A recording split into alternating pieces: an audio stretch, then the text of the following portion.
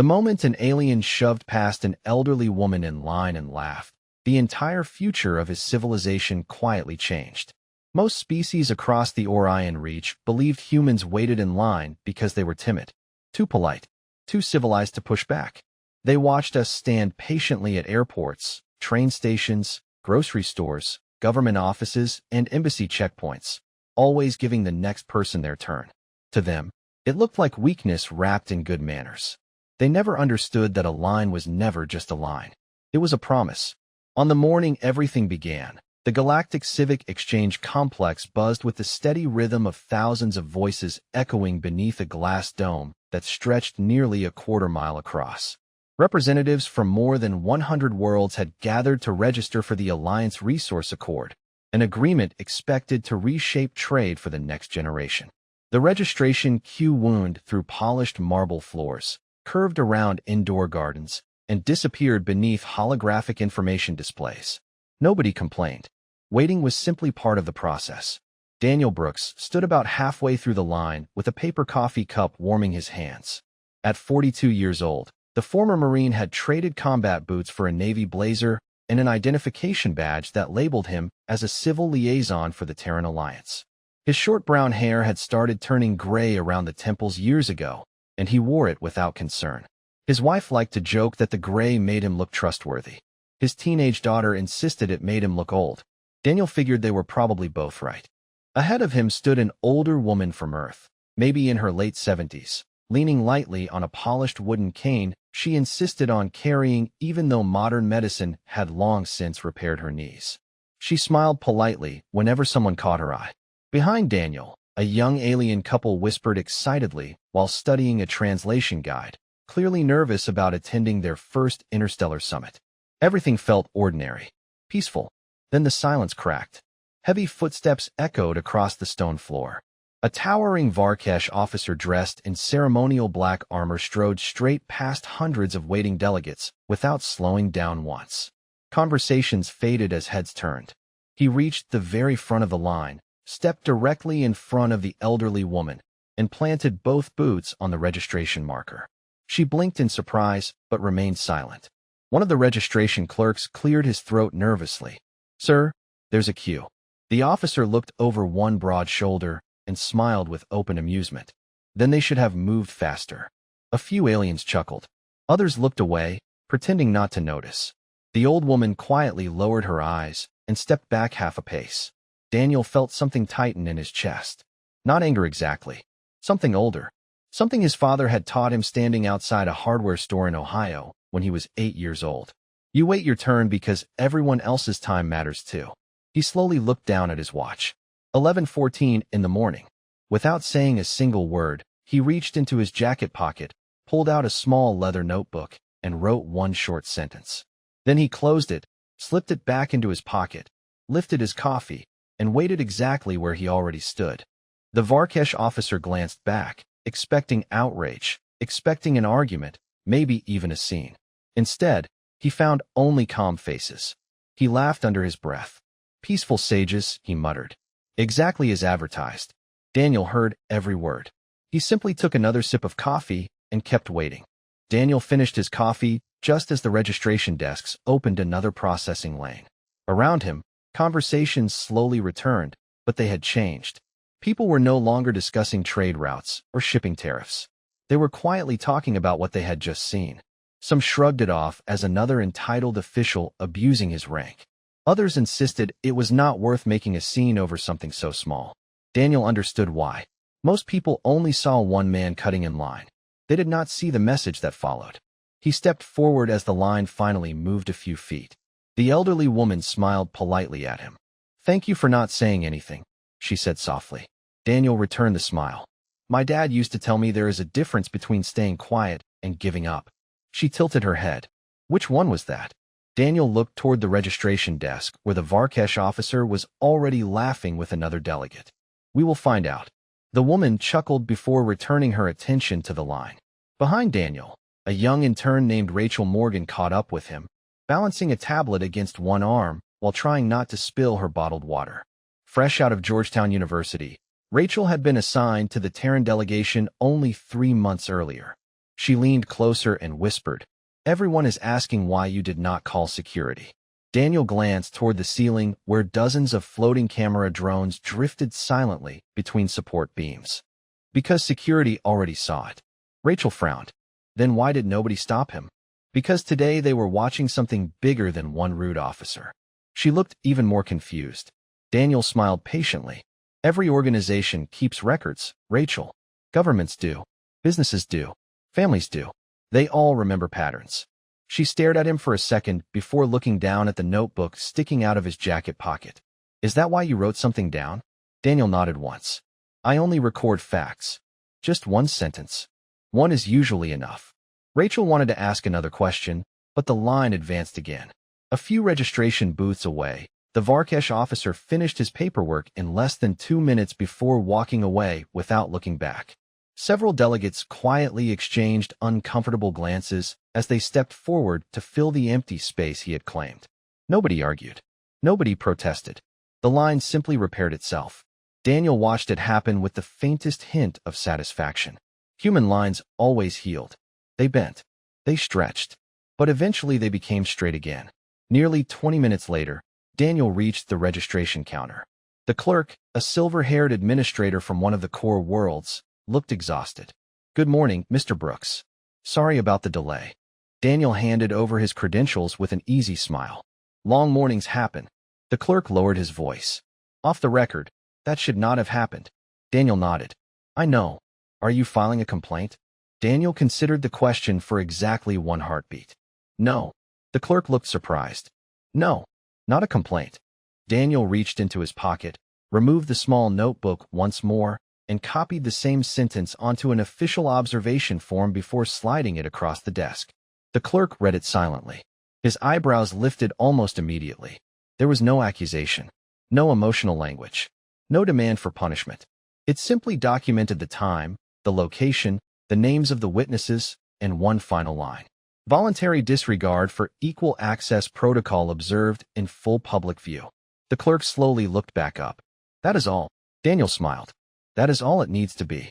As he walked away with Rachel beside him, neither of them noticed the quiet administrative alert that automatically appeared inside the Alliance ethics database.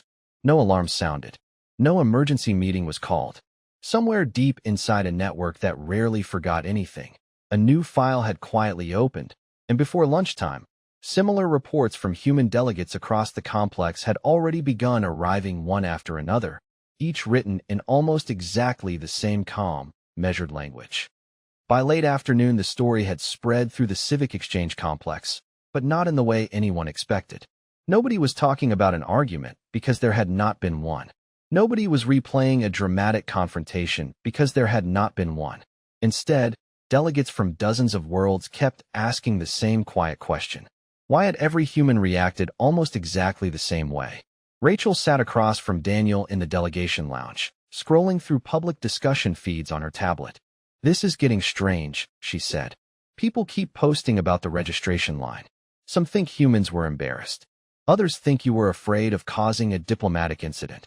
Daniel stirred a packet of sugar into another cup of coffee. People usually explain other cultures by imagining what they would have done themselves. Rachel looked up. "Meaning, if someone believes power comes from pushing people around, they assume patience comes from fear." She leaned back in her chair, considering that for a moment. "And they are wrong." Daniel smiled. "Almost every time." Across the room, Ambassador Linda Carson finished a video conference with Earth and walked over carrying a folder under one arm. She had spent 30 years negotiating trade agreements and could read a room faster than most computers could analyze it. "Daniel," she said, taking the empty chair beside him, "I just received 9 observation reports from other Terran teams." Daniel nodded. "I expected more." Linda laughed quietly. "You know us too well." She opened the folder. Every report looked almost identical. Different locations, different witnesses, different writers. The wording barely changed. Calm, precise, emotional language completely absent. Rachel frowned. Did everyone coordinate this? Linda shook her head. Nobody told them to. Daniel answered before she could ask another question. We all learned the same lesson growing up. Rachel looked puzzled again. Daniel rested his elbows on the table. When I was 10 years old, my mother took me to a county fair every summer. One year a man walked right past everyone waiting for tickets. I asked my mother why nobody stopped him. He smiled at the memory. She said something I never forgot. She said, if someone believes they are more important than everyone else, arguing with them rarely changes their mind. But never pretend you did not notice. Respect matters because people remember who protects it. Rachel slowly nodded. So today was never about standing in line. No, Daniel said. It was about showing everyone else whether the rules belonged to all of us or only to whoever felt important enough to ignore them. At nearly the same moment, several floors above the delegation lounge, Commander Ralph Varek of the Varkesh Security Corps sat comfortably inside a private hospitality suite, laughing with senior officers from 3 allied governments. He accepted congratulations for reminding the younger species where real authority still lived. One officer raised a glass. You certainly put the Terrans in their place this morning. Ralph smiled with obvious satisfaction. I expected one of them to challenge me. Instead, they stood there like monks watching the rain. The room filled with amused laughter. None of them knew that an ethics review board had already flagged his name for pattern monitoring. They did not know transportation coordinators had quietly received notice to review future priority requests connected to his office. They certainly did not know that dozens of independent organizations, none of which answered directly to Earth, had begun reading the same observation reports before the workday had even ended. Daniel finished his coffee, stood, and looked through the wide glass windows toward the endless stream of delegates moving peacefully across the plaza below. Rachel joined him. Do you think anything will actually happen? She asked. Daniel watched families, workers, diplomats, and visitors patiently taking turns at every crosswalk and entrance. Then he answered with complete confidence. The moment people stop treating respect as something small, everything else starts changing with it. It just takes a little longer for everyone to notice. 3 days later, the Civic Exchange complex looked exactly the same on the outside. Delegates hurried between meetings, freight drones floated through designated air lanes, and trade negotiations filled conference rooms from sunrise until well past dinner. If anyone had walked through the plaza that morning, they would have assumed the incident at the registration line had already been forgotten. Commander Ralph Varek certainly believed it had. He entered the executive transit terminal expecting the usual priority clearance reserved for senior security officials. Instead, the attendant behind the reception desk offered an apologetic smile. Good morning, Commander. I am sorry, but your priority access request is currently under administrative review. Ralph frowned. Administrative review? By whose authority? The attendant checked the screen again. The request does not specify. It only says temporary verification pending. Ralph let out a short laugh. Then verify it. I already tried, sir. She turned the monitor slightly toward him. The status remained unchanged. Pending. No explanation. No signature. No estimated completion time. Irritated, Ralph stepped aside while another delegate approached the counter. A family from one of the smaller member worlds quietly presented their travel documents. Their reservation processed immediately. They thanked the clerk and continued toward the departure gates. Ralph watched them leave with growing disbelief. You are letting them through before me? The clerk maintained the same calm expression. They completed verification yesterday, Commander. Do you know who I am? She nodded politely. Yes, sir. Then why am I waiting? Because your file is still under review. There was no argument left to make. Across the station, similar conversations unfolded in offices Ralph never even knew existed. A logistics coordinator quietly moved one of his cargo requests behind several others because additional documentation had been requested. A research exchange committee postponed approving a cultural lecture hosted by his department until procedural questions were resolved. A hospitality office delayed confirming preferred accommodations for an upcoming summit because internal compliance verification remained incomplete. None of these decisions had been ordered by Earth. None had been coordinated by a secret committee. Each office simply followed the same principle they applied to every other question involving public trust. Document first. Verify second. Proceed afterward. Meanwhile, Daniel spent the afternoon reviewing agricultural shipping proposals with Rachel. She looked up from her tablet, surprised. This is odd. Daniel kept reading. What is? There are already 4 separate notices involving Commander Varek's office. They are all routine. None of them sound serious by themselves. Daniel nodded without looking up. That is usually how consequences begin. Rachel scrolled farther. Nobody is accusing him of anything. Because nobody needs to. She stared at him. You really expected this. Daniel finally closed the folder in front of him. Institutions survive because ordinary people protect standards every single day.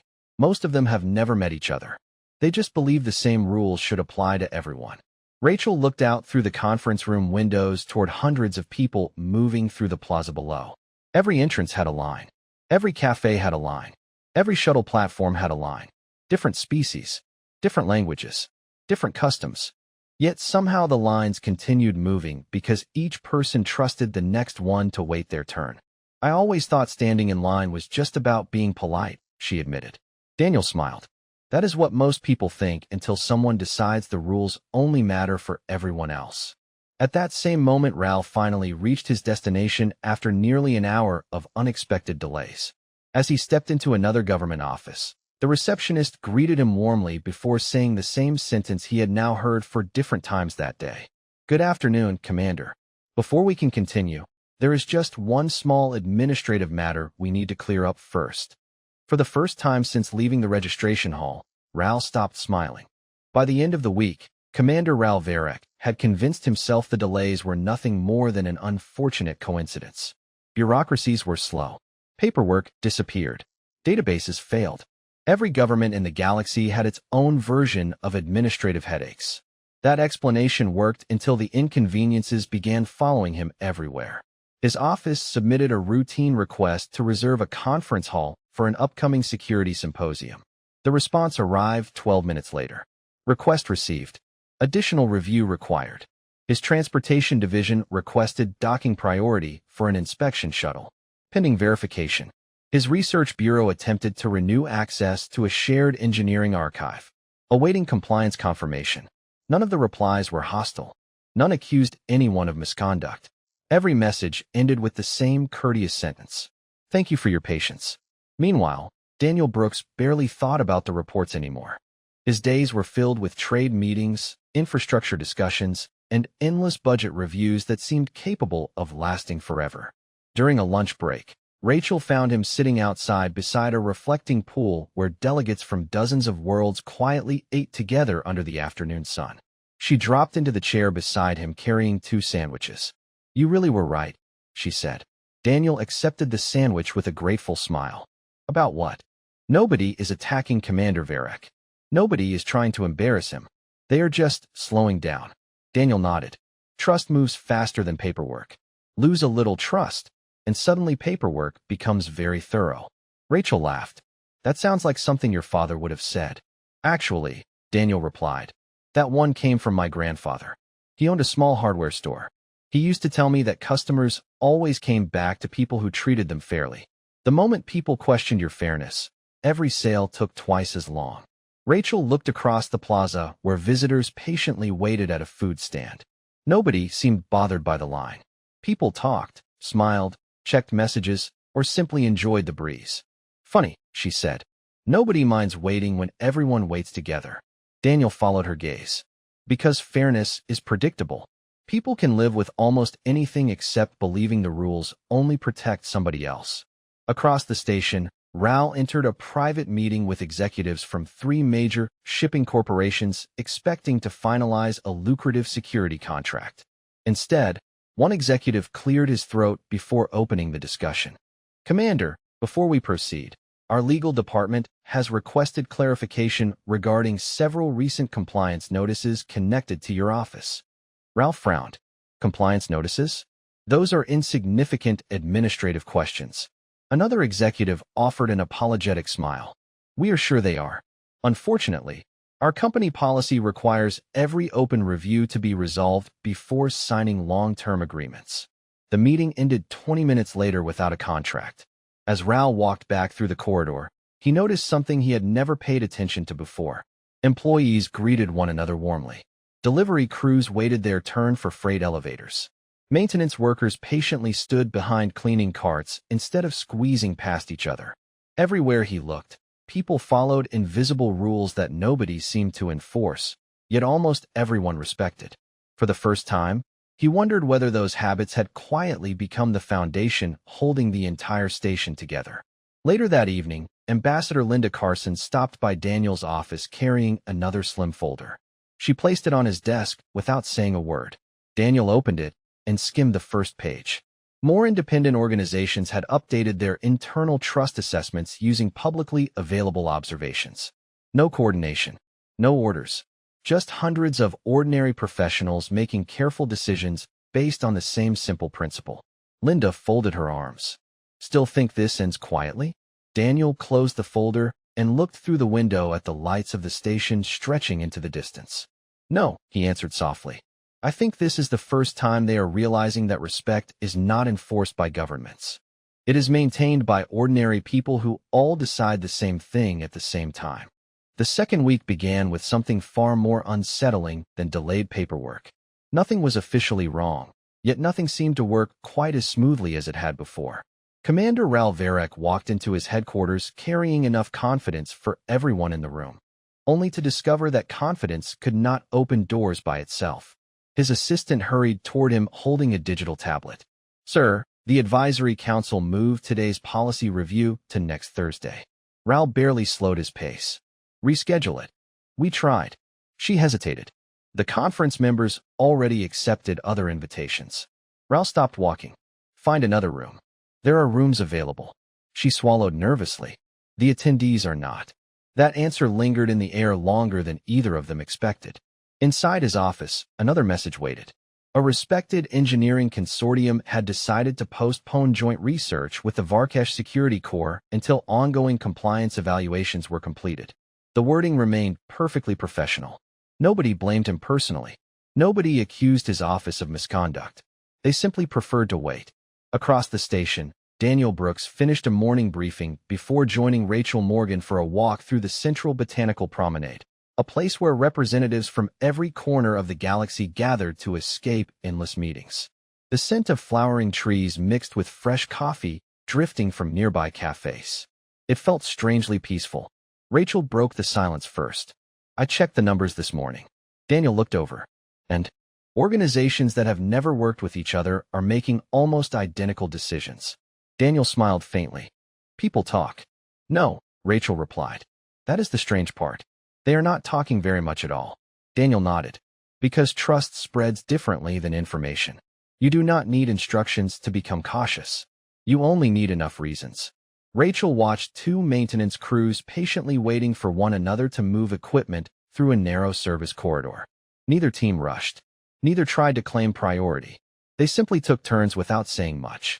Do you think we learned that because we are human? She asked quietly. Daniel thought for a moment before answering.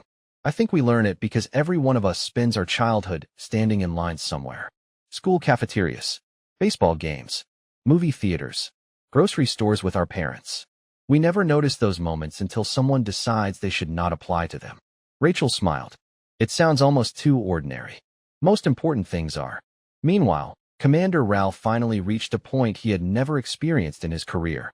During a scheduled security coordination meeting, delegates from 4 independent worlds politely informed him they would be sending deputy representatives instead of attending personally. One by one, they offered nearly identical explanations. Existing scheduling concerns, pending internal reviews, temporary administrative priorities. Every excuse sounded reasonable by itself. Together, they painted a picture Raul could no longer ignore. He sat alone after the meeting staring through the tall windows overlooking the endless flow of travelers crossing the station below. Nobody looked frightened of him. Nobody protested against him. They simply seemed less willing to place confidence in someone whose judgment now carried a quiet question mark beside it. Late that afternoon, Ambassador Linda Carson entered Daniel's office carrying nothing more than a folded newspaper printed by one of the larger interstellar media networks. She placed it on his desk without speaking. The headline was simple. Public confidence ratings shift across alliance institutions. Daniel read the article carefully before setting it aside. Not once did it mention the registration line. Not once did it mention Commander Raul Varek. Yet every chart inside reflected the same invisible ripple that had started with one ordinary decision. Linda looked at Daniel and asked, "Do you think he understands yet?" Daniel looked out toward another line forming outside a neighborhood bakery where customers quietly waited for fresh bread before answering. "Not completely," he said. Right now, he still thinks this is happening to him. Eventually, he will realize it is happening because of him. That is when people usually begin asking the right questions. Nearly a month had passed since the morning at the registration hall, and something remarkable had happened. Nobody could point to a single law that had changed. No sanctions had been announced. No speeches had been delivered. Yet Commander Raul Varek's office had quietly become one of the slowest-moving organizations in the entire alliance. Vendors responded a little later than they used to. Universities politely declined invitations to collaborate until existing reviews were complete. Experienced consultants suddenly found themselves unavailable whenever his department requested advice. One delay meant nothing. Hundreds of small delays became impossible to ignore.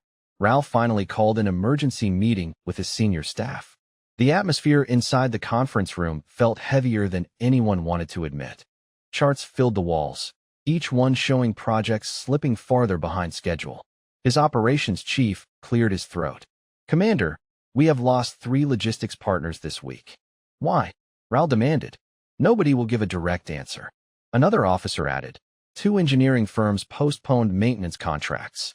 1 medical supplier reassigned technicians to other districts. The official explanations all reference internal scheduling priorities. Raul leaned back in silence. Every explanation sounded reasonable. Every explanation also sounded strangely familiar. Across the station, Daniel and Rachel met with representatives from several nonprofit education groups working on student exchange programs between Earth and newer member worlds. The meeting was relaxed, filled with conversations about scholarships, housing, and cultural orientation classes. During a short break, one of the directors smiled at Daniel. "Your delegation always arrives prepared." Daniel laughed. "Years of practice." The director nodded thoughtfully. "People trust your recommendations. That makes planning much easier." Rachel noticed Daniel never acted surprised by comments like that. After the meeting ended, she finally asked, "Does hearing that ever get old?" Daniel shook his head. "No, because trust is never permanent." They walked through another crowded corridor where visitors patiently waited outside an information center. A small child accidentally stepped ahead of another family before immediately noticing the mistake. The child's father gently touched his shoulder. "Buddy, we wait our turn." The boy smiled, apologized, and quietly returned to the back of the short line. Nobody looked annoyed. Nobody made a scene. Life simply continued. Rachel watched the little exchange disappear into the afternoon crowd. "That took 5 seconds," she said. Daniel nodded. And that child probably learned more about fairness in those 5 seconds than from an entire classroom lecture. At almost the same moment, Raul sat alone inside his office reviewing reports long after most employees had gone home. His eyes stopped on one particular document prepared by an independent organizational psychologist hired months earlier to evaluate interspecies cooperation. One sentence caught his attention. "Shared trust is built through repeated demonstrations that nobody stands above ordinary rules." He read the sentence again, then a third time. Without realizing it, his mind drifted back to the registration hall. The elderly woman holding a cane. The quiet faces watching him. The human standing with a coffee instead of an argument. For the first time, the memory no longer felt like a victory. It felt uncomfortable. There had been no shouting because nobody needed to shout. They had simply watched. Back in the Terran delegation offices, Ambassador Linda Carson walked into Daniel's workspace carrying the latest quarterly partnership report. She placed it on his desk and smiled. Interesting numbers. Daniel scanned the first page. Collaborative requests involving Earth had increased across nearly every civilian sector. Volunteer organizations, universities, engineering exchanges, and community development projects all showed record participation. Linda folded her arms. People keep asking why humans seem to work so well together. Daniel looked through the window where evening lights reflected across the station's glass towers.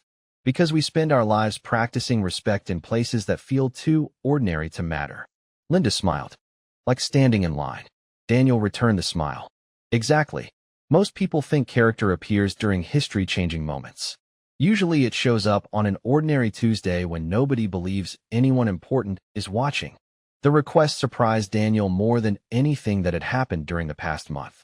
It arrived without ceremony, tucked between routine meeting invitations and budget updates. Commander Raul Varek was requesting a private conversation. No lawyers. No journalists. No diplomatic observers. Just the two of them. Rachel looked up from the message with raised eyebrows. Are you actually going? Daniel folded the tablet shut. Yes. After everything? He smiled gently. Especially after everything. The meeting took place in a quiet observation lounge overlooking one of the station's largest transportation hubs. Floor-to-ceiling windows framed hundreds of travelers moving in steady streams below. Families rolled luggage. Engineers carried equipment cases. Students laughed while comparing class schedules.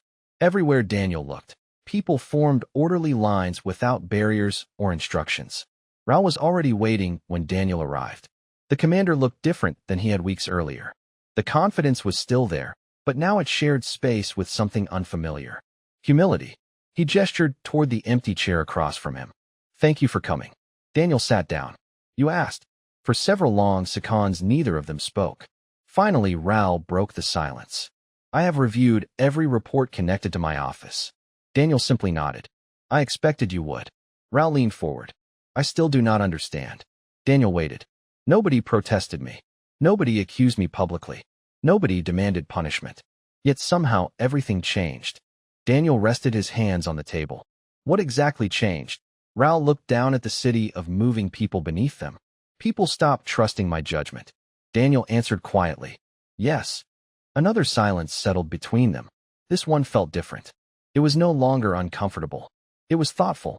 Raul finally asked the question that had been following him for weeks. Why did none of you confront me that morning? Daniel looked out the window before answering. Because confrontation was never the point. Then what was? Daniel smiled faintly. Understanding. Raul frowned. You expected me to understand this on my own? No, Daniel replied. We expected the consequences to teach what an argument never could. Raul slowly exhaled. All of this because I stepped ahead in one line. Daniel shook his head. No, because you showed every person watching that you believed your time mattered more than theirs. The words landed harder than Raul expected. Daniel continued in the same calm voice. The line was only the place where everyone happened to see it. Raul stared through the glass again. Below them, an elderly maintenance worker reached a doorway at the exact same moment as a young delivery driver. The younger man smiled and stepped aside. The older worker thanked him before walking through first. Neither of them looked like they had sacrificed anything important. Yet somehow the moment carried more dignity than many political speeches Raul had attended. On my world, Raul admitted quietly, status decides order. Daniel nodded. On ours, respect creates order. Raul looked back at him. I spent my whole career believing authority earned trust. Daniel smiled. Sometimes it does. But everyday behavior decides whether trust stays. Raul let those words settle. They explained more than weeks of reports ever had. As the afternoon light drifted across the station, neither man felt the need to fill the silence. For the first time since the registration hall, Commander Raul Varek stopped thinking about delayed contracts, postponed meetings, and administrative reviews. Instead, he thought about one elderly woman with a cane, one patient line of strangers, and one human who had chosen to write a single sentence instead of starting an argument. Somewhere deep inside, he realized that the smallest lesson he had ignored had become the largest one he had ever learned. 6 months later, the Alliance opened its annual Civic Leadership Summit in the very same complex where everything had quietly begun. The building looked unchanged. Sunlight still poured through the towering glass ceiling. Diplomats still hurried between meeting rooms carrying coffee and overflowing schedules. Students still wandered the public galleries with wide eyes, dreaming about the future. Yet anyone who had been there half a year earlier would have noticed one unmistakable difference. Every line moved with quiet patience. Every delegate waited their turn. Nobody seemed to think they were too important for ordinary rules anymore. Daniel Brooks arrived early as always, carrying the same worn leather notebook inside his jacket pocket. Rachel Morgan walked beside him, now far more confident than the nervous intern who had followed him through her first summit.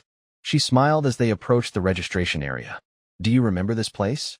Daniel looked ahead and laughed softly. I do. Rachel pointed toward the front of the line. Look. Standing near the entrance was Commander Raul Varek. This time there were no security escorts clearing a path. No reserved entrance. No special treatment.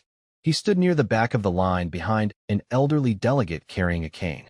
When the woman accidentally dropped a folder, Raoul bent down, gathered every page, handed them back with both hands, and stepped behind her again without saying a word. The woman smiled warmly. "Thank you." Raoul returned the smile. "You were here first." Daniel watched the moment in complete silence. Rachel glanced at him. "Did you know he would do that?" Daniel shook his head. "No. Does it surprise you?" He thought for a second before answering. People change when they finally understand that respect is something you practice, not something you demand. As the line slowly moved forward, Raoul noticed Daniel watching. For a brief moment their eyes met across the crowded hall. Neither man waved. Neither needed to. Raoul simply gave one small nod. Daniel answered with one of his own. Nothing else had to be said. Later that afternoon, the Alliance Council presented new recommendations for interspecies civic conduct. They contained no mention of humans, no reference to old reports, and certainly no record of a forgotten morning at a registration desk. Yet woven throughout the document was one simple principle repeated in different ways. Public trust begins with ordinary fairness. Rachel read the final page before quietly folding it closed. "Funny," she said. "The biggest lesson this station ever learned will probably never appear in any history book." Daniel looked out over the thousands of people crossing the plaza below. Children waited patiently beside their parents. Engineers held doors for strangers carrying heavy equipment. Busy executives stepped aside so maintenance workers could finish their jobs first. Hundreds of tiny choices. None of them dramatic. All of them important. "History usually remembers wars," Daniel said. "Life is shaped by habits." Rachel smiled thoughtfully. "My father used to tell me that character is what people do when nobody is keeping score." Daniel slipped his notebook back into his pocket. "Your father was a wise man." As evenings settled across the station, the endless lines outside cafes, shuttle gates, libraries, and conference halls continued moving with quiet rhythm. Nobody applauded. Nobody announced a victory. There was only the steady sound of ordinary people choosing, one after another, to believe that another person's time mattered just as much as their own. And perhaps that was the lesson the galaxy had been missing all along. Real strength was never about reaching the front first. It was having the confidence to wait your turn because you believed every person behind you deserved theirs as well.